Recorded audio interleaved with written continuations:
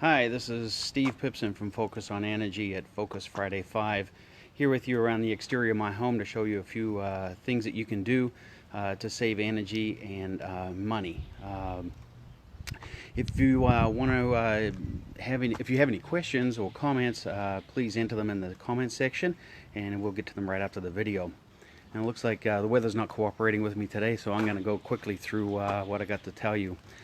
Make sure you visit focusonenergy.com and look for our free energy saving products, and then also incentives available to you to complete projects on your home.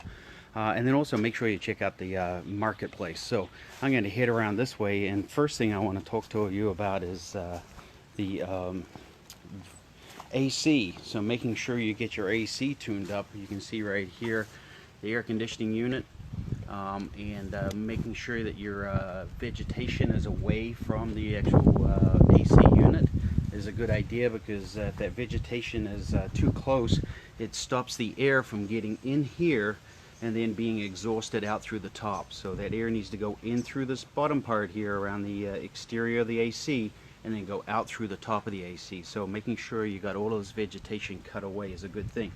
Having your AC serviced, just like your furnace, is a really good idea.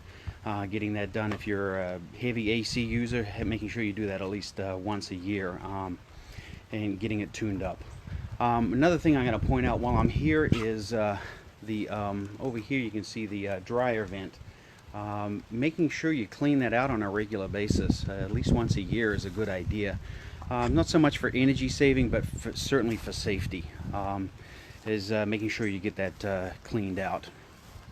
Now, over here I'm going to show you some exterior lighting. So right up here I got a fixture that doesn't have a motion sensor on it, but what we did is we installed this over here. It's a motion sensor that is separated from the actual fixture, but operates that fixture. So during non-daylight hours, this is picking up motion around here and then turning that light on and off as needed.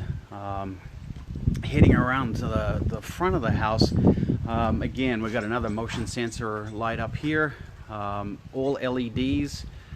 This one here is a built-in LEDs, where the other fixture I just showed you was actually just a bulb that is being installed on a regular fixture. So another quick tip here is making sure you're using if you have double hung windows, make sure you use them to get the best out of getting the heat out of your home, so using them to the best of their ability. As you can see here, the window I have set up like this actually helps with the convection current. So warm air leaves at the top and then cool air goes in at the bottom. Or I have this other window set up where it's just the top down, and that will actually help get that heat out of the house during those hot summer months when you're not using the AC. Another quick thing is, shade trees. If you can get a shade tree, and I got a city tree right here, which is a really nice shade tree for us in the afternoon sun. It'd be even better for the front of our home if we had another tree like right out front here, directly out front of the home would be great. I'm not planting a tree there, so what I'm planning on doing is putting some curtains or actually shades in the front windows, and that will then keep that afternoon sun, which is the most intense of the day, is that afternoon sun. Anywhere from like 2 to 5 o'clock, that sun is really hot, and you want to keep that out of the house. So the windows have got low E coating, that's really good, but it doesn't stop all of that heat from getting in. So putting up some shades is a fantastic idea and way of getting around getting that heat in the home, or stopping that heat from getting in the home. Up here we have some light fixtures that we have set up on a security setting, so it's actually on a timer. So we've got that set up so that inside of the home there's a timer set up, and I'll just take you in real quick. Right here you can see there's a timer set up, and this timer here is set up, and it even knows it can be you don't have to program it for daylight savings. It actually knows when daylight savings is starting and stopping, so it will reset itself for that time. And it's also set up on the daylight hours, so it actually is programmed to know when the sunrise and sunset, so it will turn those lights on and off based on that. You can also override that and set up your own program if you would prefer. Then again, I'll show you another example of a motion sensor up here. This is a light fixture that doesn't have a motion sensor, and you can see over in the corner right over there, way up there in the corner is a motion sensor, so that will pick up anyone walking up into this front stoop area.